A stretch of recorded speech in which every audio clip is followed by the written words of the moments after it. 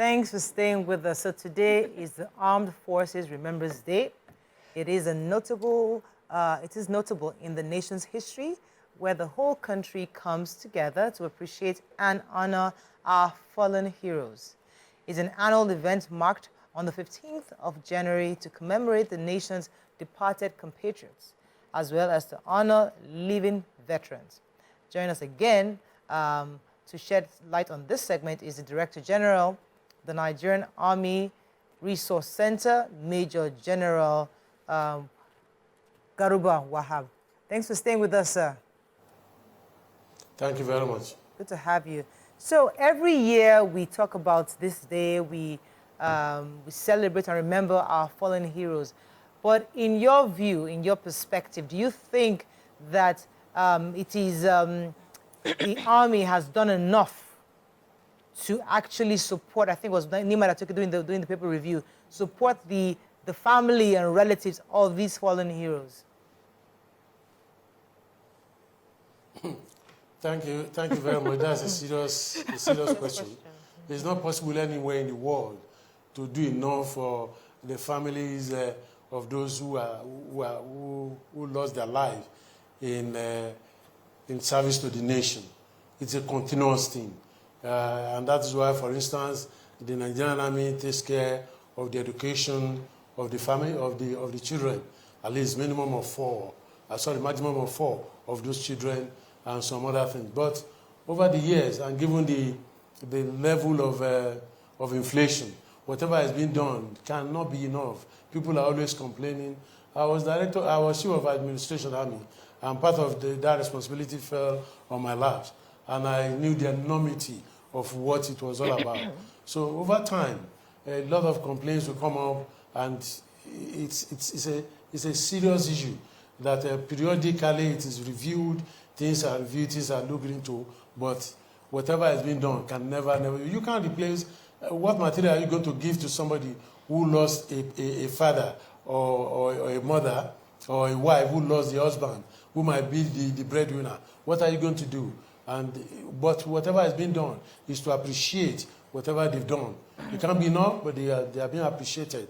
And that is to lay the foundation for those who are serving, to tell them, whatever happens to you, you'll be remembered, and something will be done to your family. That is just the essence. It goes beyond just celebration. It's to celebrate and appreciate those who are late, and appreciate those who are still serving, so that they give their best. They know that their sacrifice will not be in vain. That's the essence of the whole celebration. Okay, so the point I was trying to make is that, it is beyond the wreath laying and all the ceremony. What we see in reality, I schooled in the barracks in Ojo, what we see in reality is that the families are left to themselves.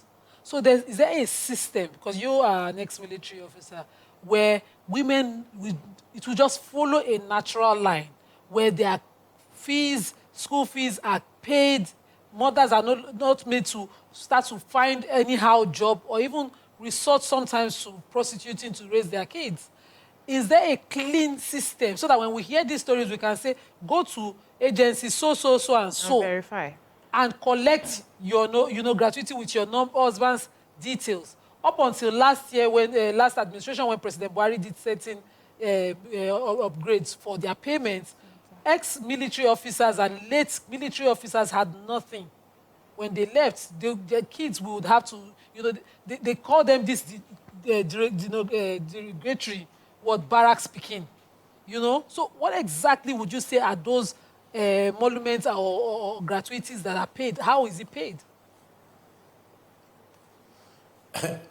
It's just like I said, the society don't really appreciate, even those who are serving, we don't appreciate them. Not talk of those who are late.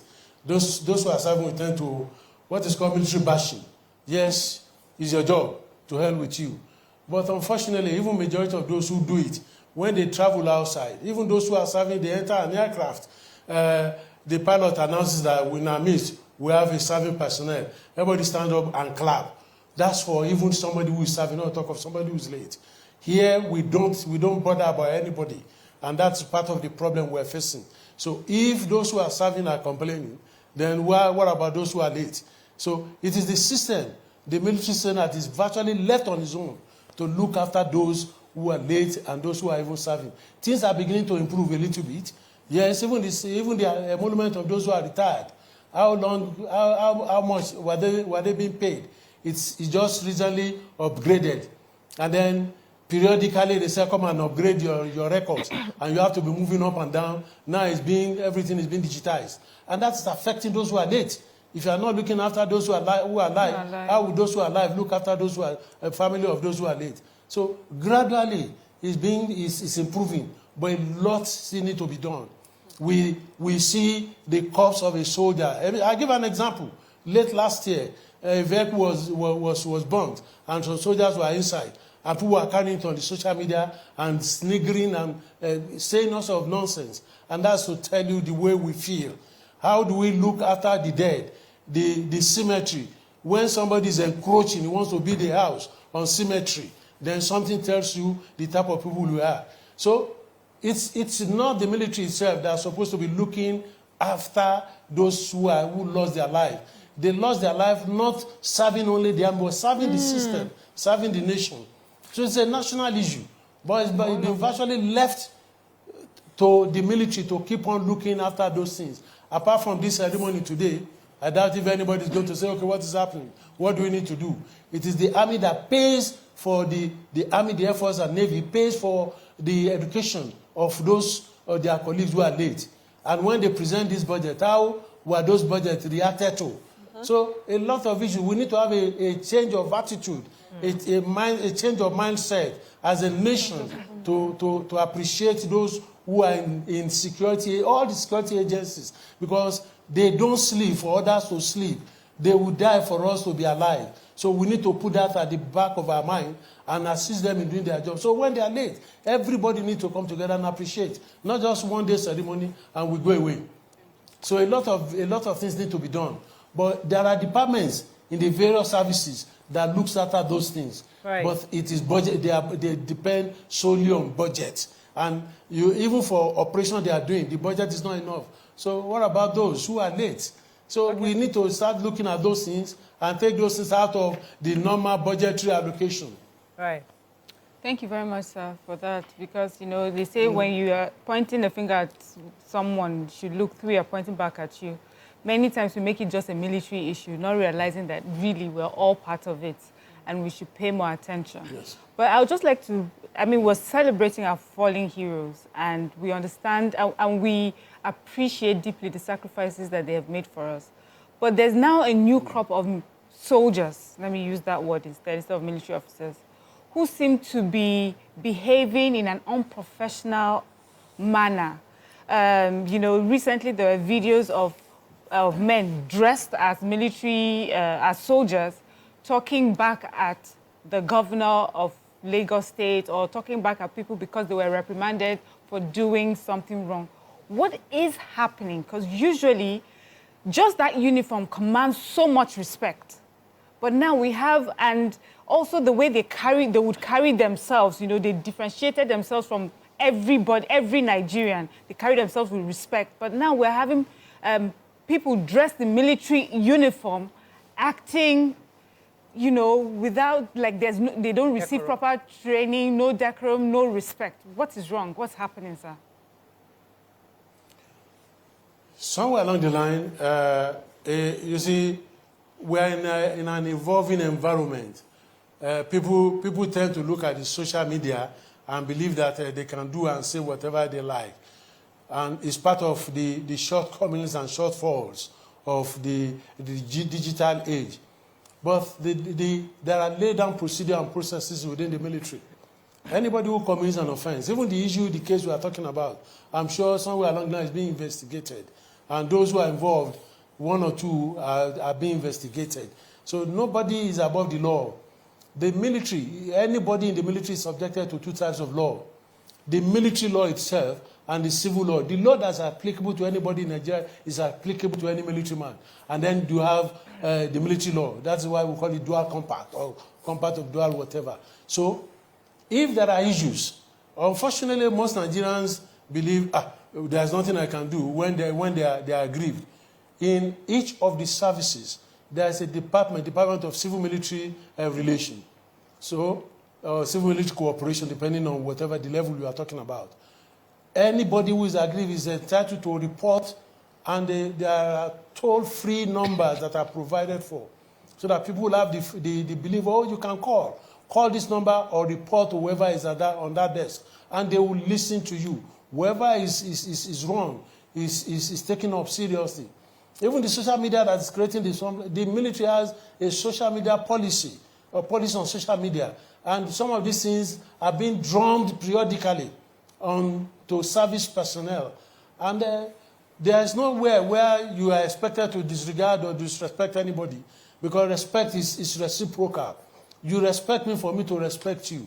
And that's the message being passed. So nobody's looking down on anybody, and those who are serving have been told, please respect others so that you'll be respected. So a lot of things are happening, a lot of issues are being handled. Even at the Nigerian Army Resource Center, that's part of what we do.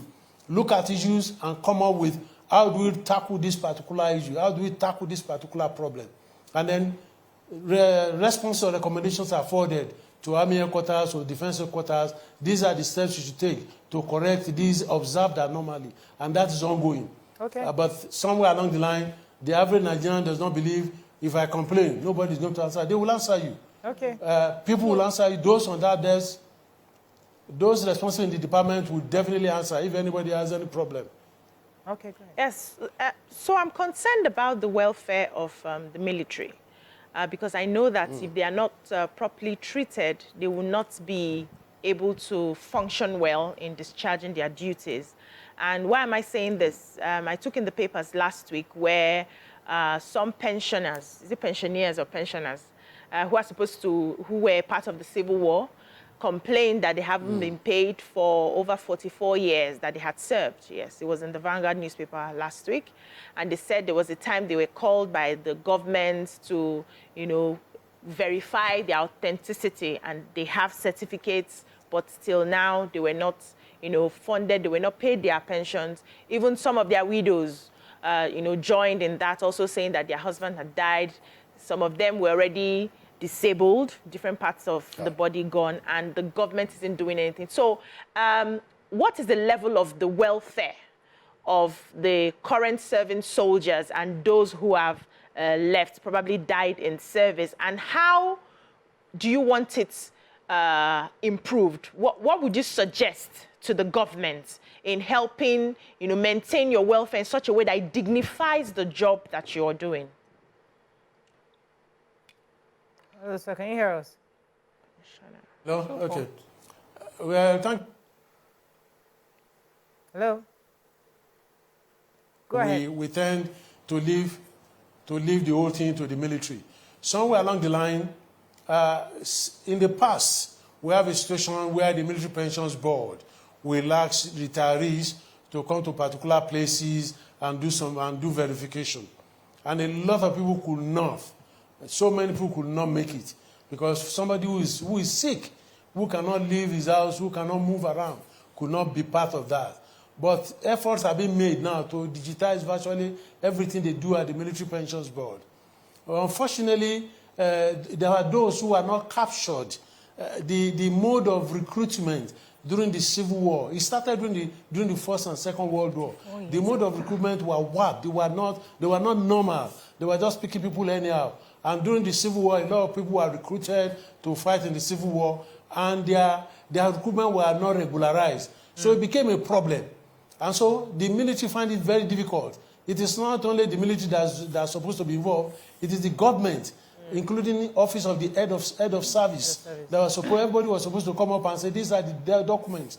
And so even if the military presents documents of individuals and says, yes, we verified, and then the ministry that's involved, Ministry of Establishment, or the office of the head of service says, no, we don't have the records of these people. They won't release the budget. They won't release any money for those people. So it's a national issue. It is not only the military. So when the military confirms this man is serving, the thing is, it is left for those who are in charge to believe in what they presented. If they don't, there's no way the military will pay those guys because they can't go beyond the budget that is provided for. The military works with precedent. once you pay somebody once, you have to continuously pay. You can't say you want to assist this person by paying once. If you pay once, you've agreed that the person is entitled to. So one of the things that's being done now is to periodically encourage the Military Pensions Board to come up, work with the Legion, and come up with details of what is happening so that others can now intervene and be part of what is happening. That is the step now. And I hope and pray that somewhere along the line, some of those will be finally put to rest and rectified. So it's not just that maybe the military don't want to pay. Yeah. It is that even if the record is clarified at the military level, if the record is not with the federal government, not gazetted, Ministry of Information gazetting, Ministry of Establishment having the records of that person, and the head of service not ready to be part of it, there's nothing anybody can do. Yeah. So that's what, but a lot of efforts are being paid, and gradually some of those anomalies are being corrected. Right. And I'm sure in the nearest future, not too distant time, I'm sure all those things will be put to All right, rest. let me go on a very short break. When we come back, we continue this conversation. Stay with us, we'll be right back. Thanks for staying with us. Still with us, Major General Garba Wahab, retired, is still. Nima had a question for him? So, you talked earlier about the lack of respect that Nigerians have for military officers, and sadly, it's true. But this is, of course, because of the lack of trust issues under military administrations where we're coming from. What I want you to talk about is the training that these young soldiers get from the enemy. Now, when they graduate, they can block an express road and be talking and making videos. We know the military is such an organized, sophisticated institution where these are not allowed, these kind of behaviors are not allowed. But we've seen Lagos roads, major roads, in Yaba, on the Ibadan Expressway, blocked, total traffic by young soldiers leaving the enemy. What kind of training did they get that gave them the audacity to start like that, such that Nigerians will now disrespect them in retaliation? Thank you very much. Well, let me assure you that the military is one of the most trained organizations in the system. A young soldier is only sent onto the road, and moreover, no soldier will go onto the road if the entire unit or formation in that area had not been given the permission or call out, what we call call out. And it's a political thing. The state governor had to request for the president for the military to be deployed in that state. And so when they come out, a lot of activities, a lot of things go into the whole thing. Fortunately, yes, once in a while we have issues where people are complaining of a lack of supervision. And Army Headquarters is seriously hammering on that to the various commanders. You must supervise your men.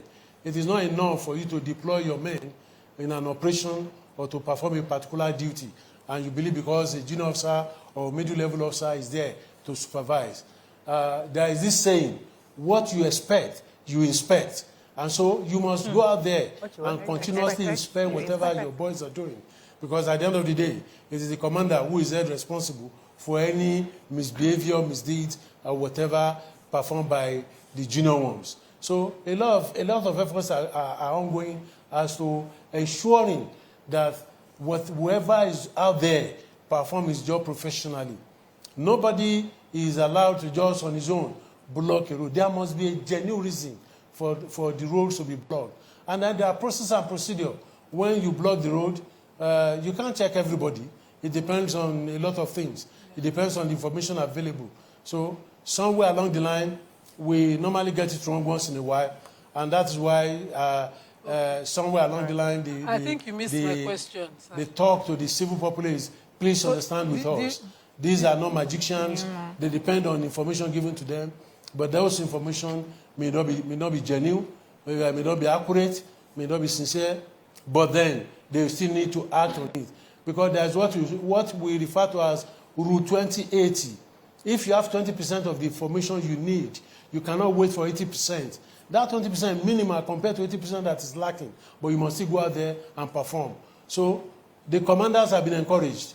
Ensure that you supervise your men adequately. And anybody who's being sent out goes for pre-deployment training. Before you deploy anybody, they are trained to some extent to be sure they know what they're doing. Okay. But once in a while, you have one or two things going wrong, and that's why the Department of Civil Military Relations is established, so that if there is a complaint, people can complain to them, and tell them this is what is wrong. Okay, since we're celebrating Yeah. the armed forces, I just want to, if you can share with us some of your own exploits, things you've done. Were you at ECOMOG? Did you travel? Did you go and fight for Nigeria? Well, tell us a bit of something so that we can celebrate you and, and be grateful for Major General Wahab in our studio today. Tell us a bit of your own exploits in the military.